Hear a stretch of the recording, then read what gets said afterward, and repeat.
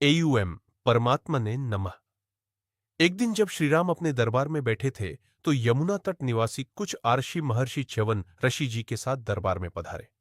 कुशल क्षेम के पश्चात उन्होंने बताया, महाराज, इस समय हम बड्डे दुखी हैं। लवण नामक एक भयंकर राक्षस ने यमुना तट पर भयंकर उत्पात मचा रखा है। उसके अत्याचारों से त्राण पाने के लिए हम बड्ढे बड्ढे राजाओं के पास गए, परंतु कोई भी हमारी रक्षा न कर सका। आपकी यशोगाथा सुनकर अब हम आपकी शरण आए हैं। हमें आशा है आप निश्चय ही हमारा भय दूर करेंगे।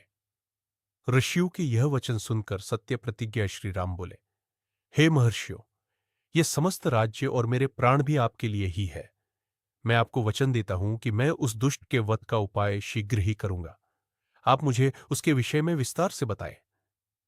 च्यवन ऋषि बोले, हे राजन, सतयुग में लीला नामक दैत्य का पुत्र मधुबद्धा शक्तिशाली और बुद्धिमान राक्षस था।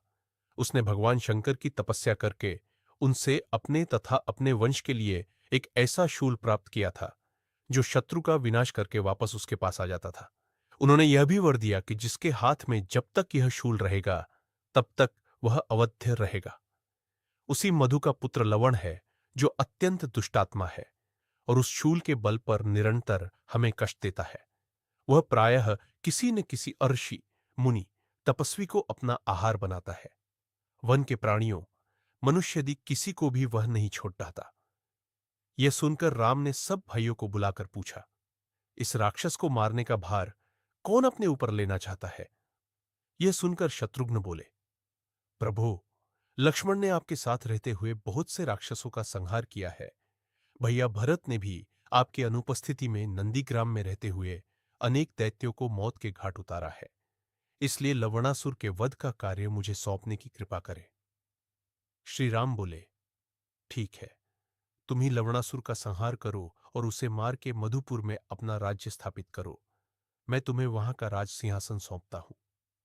फिर उन्होंने शत्रुघ्न को एक अद्भुत अमोघ बाण देकर कहा, इस अद्भुत बाण से ही मधु और कैटभ नामक राक्षसों का विष्णु ने वध किया था। इससे लवणासुर अवश्य मारा जाएगा। एक बात का ध्यान रखना कि वह अपने शूल को महल के अंदर एक प्रकोष्ठ में रखकर नित्य उसका पूजन करता है। जब वह तुम्हें अपने महल के बाहर दिखाई दे तभी तुम उसे युद्ध के लिए ललकारना।